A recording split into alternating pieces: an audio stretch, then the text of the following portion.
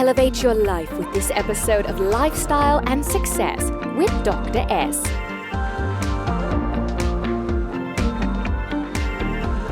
You are listening to Lifestyle and Success with Dr. S, a talk show to help you rise in business success while designing a life that you don't need a vacation from. To subscribe to the show and never miss a beat, head to lifestyleandssuccesswithdrs.com. Today's episode is coming up next.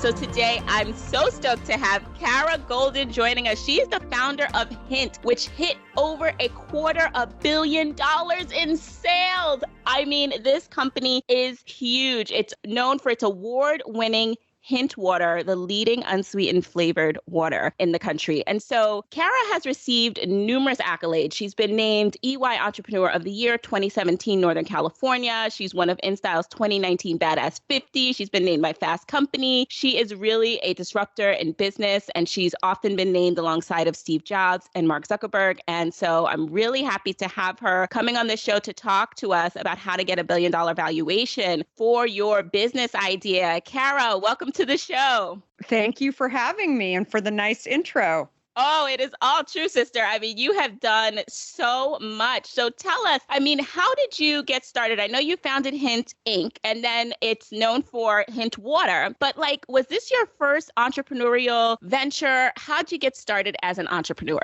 Well, it's interesting. It was the first company that I started, but I had actually worked not in this industry in beverages, but had worked in tech and also in media for some entrepreneurs. So I started out my career actually in publishing at Time Magazine, and that sort of led me to a late stage startup called CNN. And at CNN, Ted Turner was still running around the office with putting stake in the ground around everybody in this Southern accent. Everybody needs news around the world. That's the way it's going to be. And, there were some days that we believed him, and there were other days that we thought, I don't know if this is all going to work. It seems like everybody is still really watching 6 o'clock and 10 o'clock news, but we'll see what happens. And everybody knows the story of CNN today. I mean, when it back then it was 40% of households, but because he put stakes in the ground and really believed in his vision, and,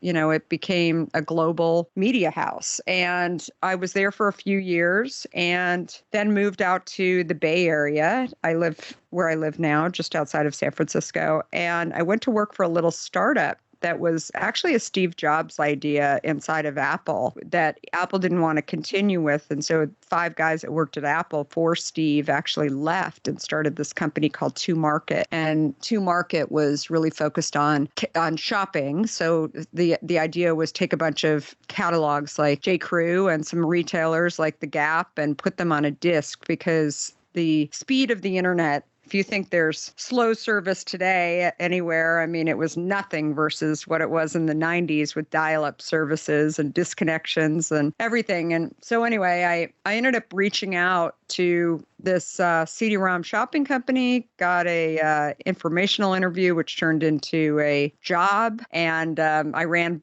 the business development for building out that product with all these retailers, getting them on this disc. One of our investors, America Online, ended up acquiring us. And so then I was working for another later stage startup called America Online, which of course Steve Case was running, and he's an incredible entrepreneur. So I was there for 7 years running the shopping and e-commerce partnerships, and it was $1 billion in revenue to AOL when I left. And at that point, I thought, okay, I'm going to take a little bit of time to be a mom, try and really have it all, and definitely, I want to do something that I love. I wanted to do something that I hadn't done. I think it's the funniest thing. I'm sure you've had this as well, where, when you're successful at something, then people reach out to you when you decide that you're leaving, and they want you to do exactly what you did plus, right? And for me, I was like, I don't know if I want to do that again. I mean, it was fine, but maybe I could do something else just to make life a little more interesting. I didn't know what that was, but that was sort of the beginning of me saying, what am I really passionate about? What am I really interested in? And, a few years later, I didn't know. I was still changing diapers. I had 3 kids at that point under the age of 4. So I was living in my own little mom world. But suddenly one day, I really realized what I was really, I don't know if I called it a passion at that point or if something I was really interested in was what I was putting into my kids' bodies. And I was very focused on ingredients. And that's when one day I looked down at my diet soda and I saw the ingredients in my diet soda and I thought, if I was making a decision on whether or not to give it to my kid, I would not give it to my kids based on what I was reading. So why was I okay with putting it in my own body? And that's when I thought, well, the reason is because it's called diet. And I thought diet was just fine, right? I had been tricked into believing that this product was good for me. And so I did a little test. I gave it up. And for 2.5 weeks, I just started drinking water. And I saw lots of changes in my own health, in my own life that I never imagined was being stopped by diet soda. I had gained a bunch of weight over the course of pregnancies. I developed some acne on my face that I assumed was something that I was putting on my skin, not inside my body. When I gave it up for 2.5 weeks, the Diet Coke, that's when I lost 24 pounds. Wow. My skin cleared up and I just felt better. And I thought, this is crazy. Like, why don't more people talk about this? I mean, it's truly nuts. And so that was really kind of the beginning of Hint. And the one problem I saw that I still had was that I did not like the taste of plain water. I would have been drinking plain water a long time ago if I liked the taste of it. So I had to figure out how to get it tasting better. And I didn't want to go back to these diet sweeteners, certainly didn't want to move into getting addicted to sugar. And what I decided instead is, let me just slice up fruit and throw it in the water and see if that will satisfy me. But I really saw this huge change, not only in my taste buds, just by doing that. I didn't need it sweetened, but I also thought at this point, if I can actually develop a product that's going to help a lot of people understand what these diet sweeteners are doing to them, then that'd be awesome. Like I would feel really good about that. And that was how Hint started. Wow.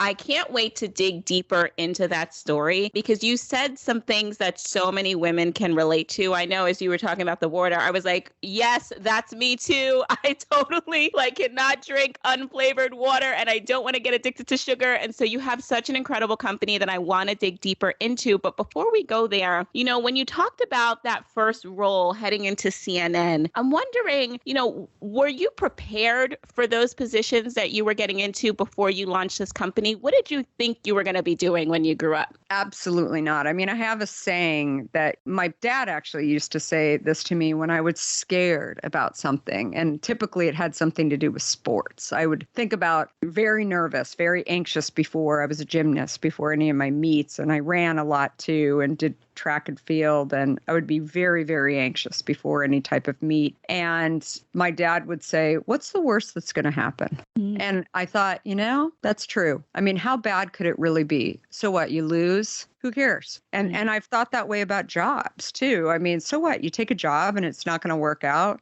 then you go find something else. But if you are interested in something and curious about something and you think that you can contribute in some way, then why don't you go for it? And I think it's amazing to me that more people don't have that mindset. But I think that so often I think it really starts young, right? This ability to kind of think about, what is the worst that can happen, and continuing to say that to yourself, you'll find that you actually will go do a lot of things that maybe you don't think you can do, you're nervous to do.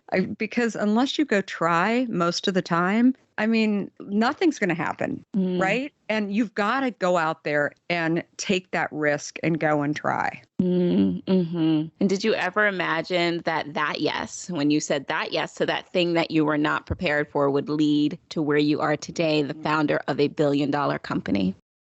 I mean, no. And in fact, back in, when I started Hint, when I decided, okay, I'm doing this Hint in my kitchen, and if I could get it into stores, that would be really awesome. I mean, Whole Foods had just started in the Bay Area. And when I walked into my first Whole Foods store, I thought, wow, this is such a pretty store, right? I want to eat everything in it. Yes. And it was so eye-opening to me. And I thought, this is exactly the kind of store that would have a product like Hint. And I remember thinking it would just be cool to be able to get a bottle on the shelf. I mean, I didn't even think about starting a company or being an entrepreneur. In fact, I think that those terms, like when people say, I think I'm going to go start my own company, or I think I'm going to be an entrepreneur, there's some scariness even to me to this day, using that language. Instead, what I thought about is, I think I'm going to try and get a bottle on the shelf, or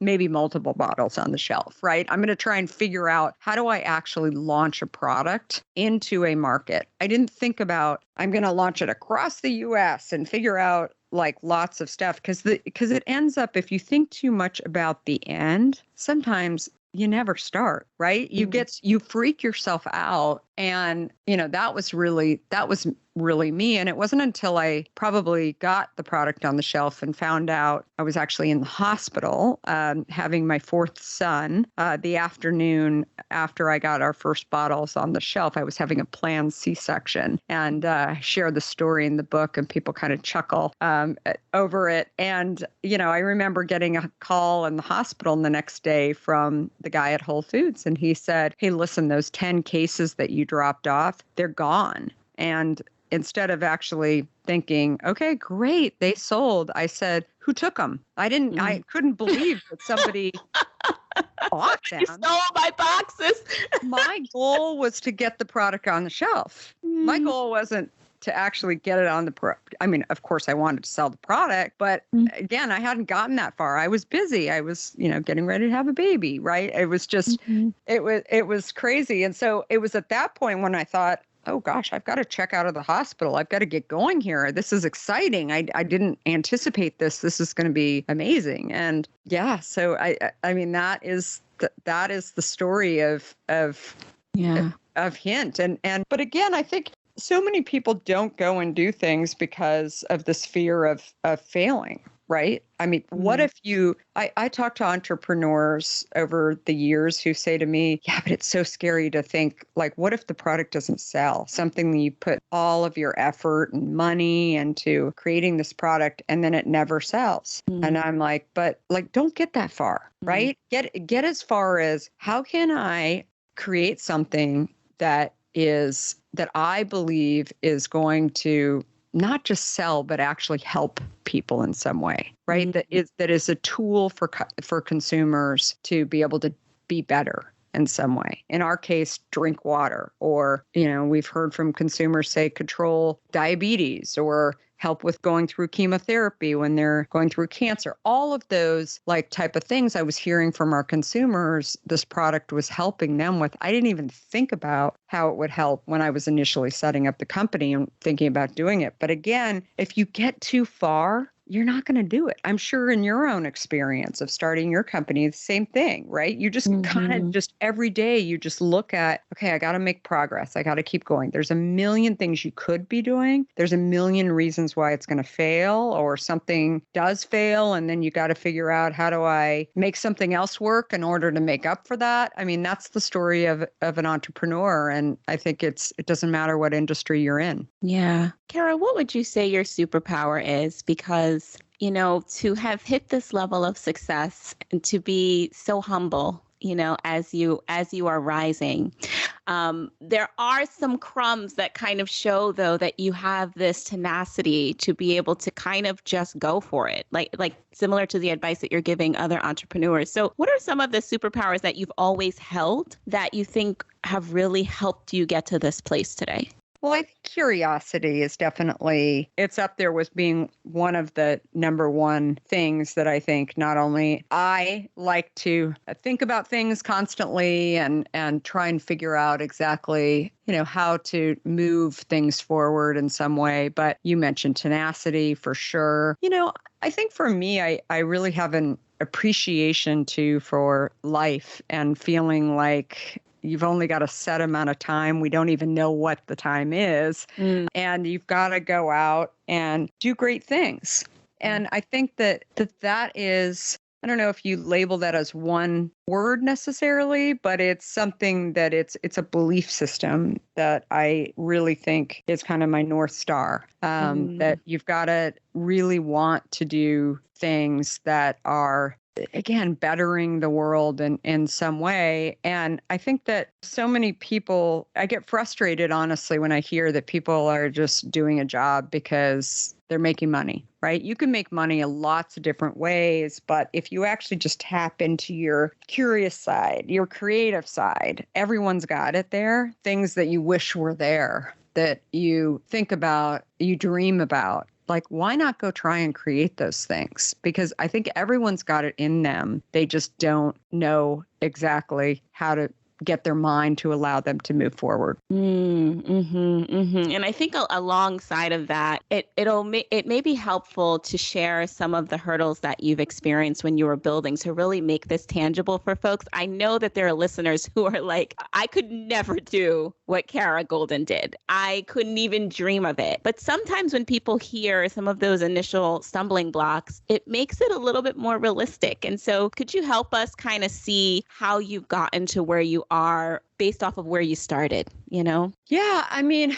look, I think working for entrepreneurs, again, being able to realize that these people are not gods, right? They're people with ideas that they're dreamers, they're visionaries, whatever you want to call them. But some days they seem a little crazy. Some days they have massive failures. They just have to close the book for the day and think, why did that happen? But they figure out how to move things forward. And so that was definitely helpful to me once I actually came up with an idea, because frankly, that's the first thing you have to do. If you want to be an entrepreneur, you've got to come up with an idea. But I think beyond that, it was not just getting the product on the shelf. Once we got it on the shelf, it was figuring out all of the things in the spokes in the wheel, right? So we got it on the shelf, and Whole Foods, they seem quite nice. If we wanted to expand into other stores, we had to figure out, how do we get on the shelf of those stores?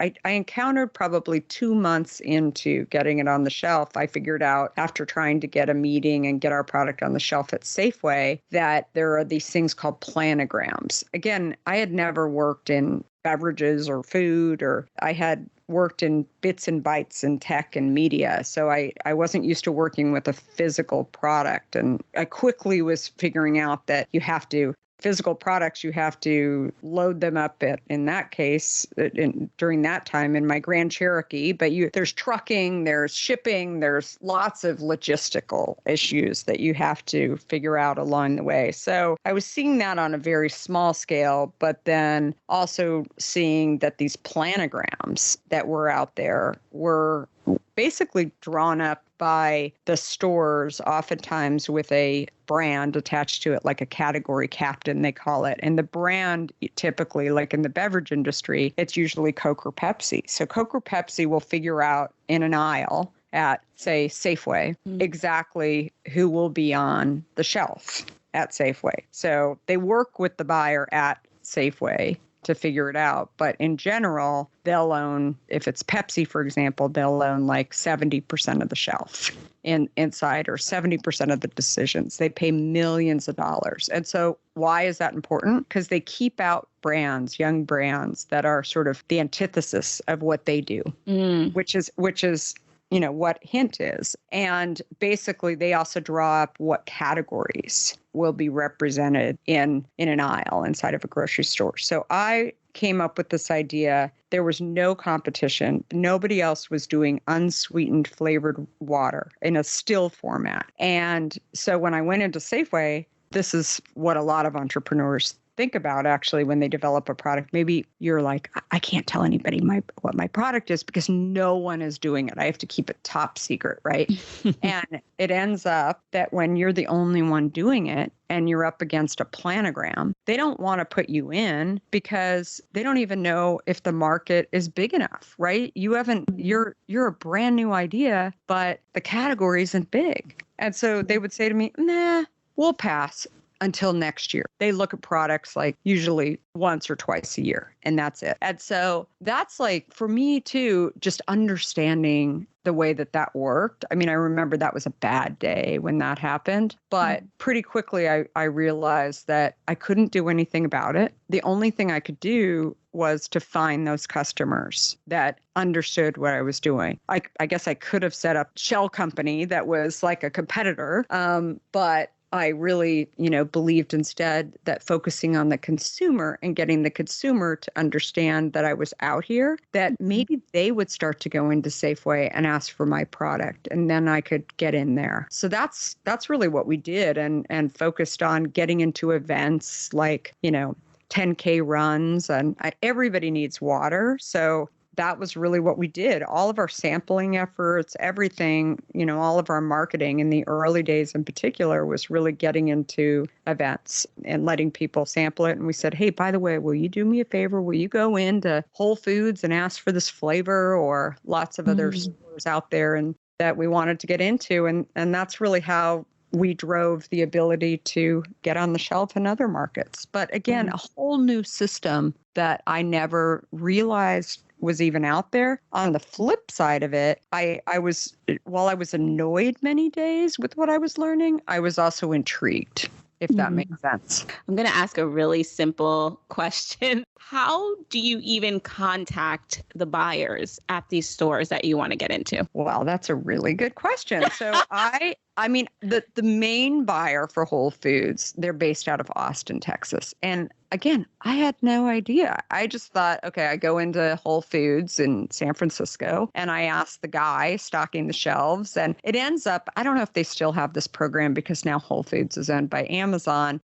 but they used to have a program that was for local brands. And so they would try and save like 10% of their shelf space in every category for local brands. And so that's how we were able to get into San Francisco. But it's interesting, once you get in, or once you would get into like a Whole Foods in their regional buy, if you were doing really well, Denver would have access to your information, Denver Whole Foods. And so then they would be like, hey, will you come to Denver? Now, imagine this. I have 4 kids under the age of 6, and we're getting those phone calls from the Denver Whole Foods, the Texas Whole Foods. And suddenly I'm like, part of me is like, jackpot, right? Like everybody wants it. The other part is I've got to figure out the logistics of producing the product, also trucking the product. And then on top of everything, Whole Foods came back to us and they said, oh, by the way, we just sort of allowed you to launch because we liked your product and we like you and blah, blah, blah. But you need a longer shelf life. And I'm like, what do you mean? I mean, I'm busy. I'm working on trucking and trying to get all these regions, whatever. And they're like, you need to be at least a 6-month shelf life. And I was at 5 months. And so that was when I hit this point in Hint, and I had recruited my husband, who was a intellectual property attorney. He wasn't an ops guy. He's now very much an ops guy. But I said, okay, here are the problems that I'm dealing with right now. And I was, super stressed out. And he said, let me help you. He was in between roles. He had been at a company called Netscape, and they were actually acquired by America Online and Time Warner. So all our former companies sort of rolled up into one. And, the two of us were really we were just trying to figure this stuff out. And again, there was definitely something that we were curious about and we were interested in, but we also, I can't say that it was always like we thought we were going to make it, right? There were times, especially when they were like, look, we're going to kick you out of Whole Foods if you aren't at 6 months. And so we were trying to make it work. And this is one of the stories I shared in the book that, I felt like they kept drawing a line in the sand a little further. We would achieve that line and then they'd say, oh, I don't know who told you 6 months, but you really have to have it at 1 year. We're like, 1 year? Like, I mean, imagine, like you work your tail off to get it to 6 months, and then they're telling you, no, you need it at 1 year. And so this was going on. I was really like thinking, I don't know if I can do this long term or not and achieve these goals. I mean, next thing I know, they're going to tell me 2 years, right? Like, it's crazy. And it was in the middle of the night one night when, we almost gave up. I was actually interviewing for some roles in tech, and my husband went downstairs in our house and I heard him in the kitchen. I'm like, what are you doing? It's like 2:00 in the morning. And he was playing with an espresso machine. And I'm like, what are you doing? And he was like, there has to be a way to use heat, like a pseudo pasteurization process. And he loved science. Like he was super into that before. And so he started playing around with this. This is 2 a.m. I'm like,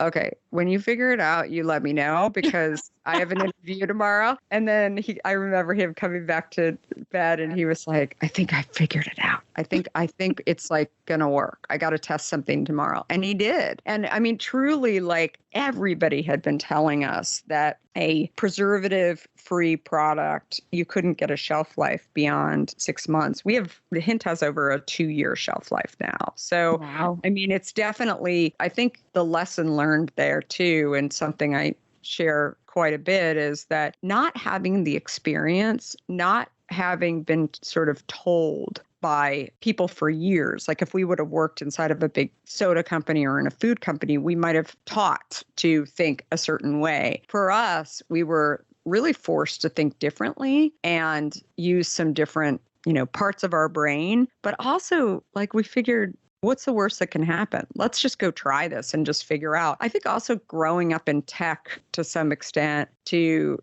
it's funny when you think about this, like tech is constantly looking at, here's a great product, but there's another one coming out, right? Like, like there's another Apple phone or there's a few sitting in the safe, right? That are way better than the one that you just bought. It's like this constant upgrade or 11, 13, whatever it is. And versus like the food and drink environment, when they launch, Coke, they sort of quietly upgrade it, right? Like they'll put more sugar in it or whatever it is. And it's very rare that you actually reformulate anything, right? You might adjust things like around certain things, but there's not this big hoo-ha about having a new upgrade of some sort. But when you grow up in the tech industry and then you jump into the food industry, you're like, what's wrong with upgrading? Everybody likes to do better. Right? You could swap things out. You could say, oh, this is way better. That was really good, but this one is even better. And I think having that mindset in no matter what industry you do, it's fine. And I think, there's reasons why you upgrade things. It doesn't necessarily mean that got a bad product today, but maybe you're waiting for technology. Maybe you're waiting for a way to get a longer shelf life, whatever that is. Yeah. When did you know, Kara? When did you know that this was something? Was it when that upgrade happened, when you were able to get the shelf life longer? Or was there another turning point that was kind of like your biggest, greatest win where you were like, this is going to be a thing. I made it. I think there's points in probably every entrepreneur's career where they have these spikes, right? Where it's like, woohoo, we made it. It's great. You get the company funded, you get on the shelf, you sell 10 cases, whatever it is. That's mixed with these dark days, right? Where something horrible happens, where Starbucks kicks you out, right? For no reason, right? There's like, they're they just changed strategy. They got a new CMO who didn't want to have your product in there, whatever it is. And I think more than anything, there's this constant roller coaster of that goes on. And so I think that the most successful entrepreneurs know that, you celebrate the wins and you got to remember the wins, because when the things hit you that you didn't expect, I mean, that can really mess with you, right? You just sit there and you think, okay, how am I going to get out of this? But instead, if you say, okay, how am I going to get out of this? And then you think, okay, I've gotten out of, the bad stuff before, the bad muck, and I just have to figure out how to get out of the muck. And I think that's the key thing. But, there were early on, I would say, even getting the product on the shelf at Whole Foods, getting a longer shelf life, getting into different regions of the country, launching our direct-to-consumer business, like so many points along the way where, I really, really saw this opportunity that we could, but they were also, even before the wins were there, it was a scary time, right? There was always this kind of shuffle between whether or not you'd actually be able to, complete what you were hoping to. If you could look back and give your 10-year younger self any piece of advice, what would it be? I think that I would say 10 years or even longer ago than that. What do you think? Just 10 years? If you want to go for 20, you can go for 20. Yeah, I mean, it's interesting. I think that having always learning, I think is something that never stops, right? I think so often you think that you go to school, maybe you go to graduate school, whatever, but then I think there's a lot of people in the world that kind of think, okay, now it's my opportunity to go show my stuff, right? And rise through the ranks in some way. And what I've realized is that the real trick is to figure out, how do you keep learning? Because you can mentor people, you can manage people, you can go do great things. But I think that you have to be a little bit selfish too about yourself, and always sort of have in mind that you need to be challenging yourself. Now, that can be through work. I think that that's where people stay engaged with a job if they feel like they're still learning in some way, and maybe it's a mix of teaching and learning, but you can also do it outside. I mean, you can volunteer. You can also find somebody that you're mentoring that is going to teach you something, right? That maybe they've got some skills or thoughts that you had never really thought about. So I would say, I don't know if it's 10 or 20 years ago, but I think constantly be thinking about the goal of life is really to continue to figure out those ways to challenge yourself and teach yourself and always be learning. So powerful. Always be learning.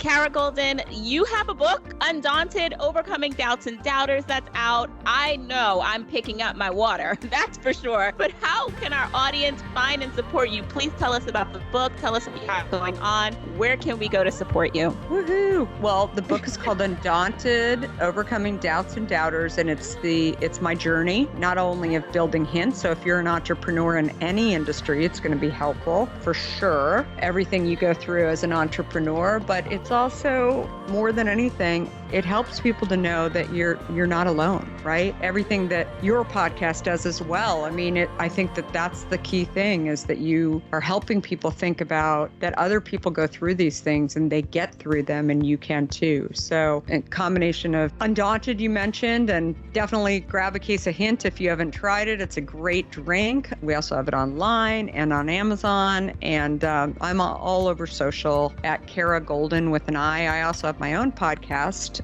called The Cara Goldin Show, where I interview founders and entrepreneurs with incredible stories too. So definitely, if you get a chance to listen to that as well, that would be awesome. Cara Goldin, thank you so much for coming on the show, and I can't wait to have you back. Thank you. Enjoy talking about running or launching a startup, nonprofit, or project that has a positive impact on the world? Join the discussion with like-minded women in our free Facebook group at She Heals the World on Facebook. Our free Facebook group, She Heals the World. See you there. Lots of love.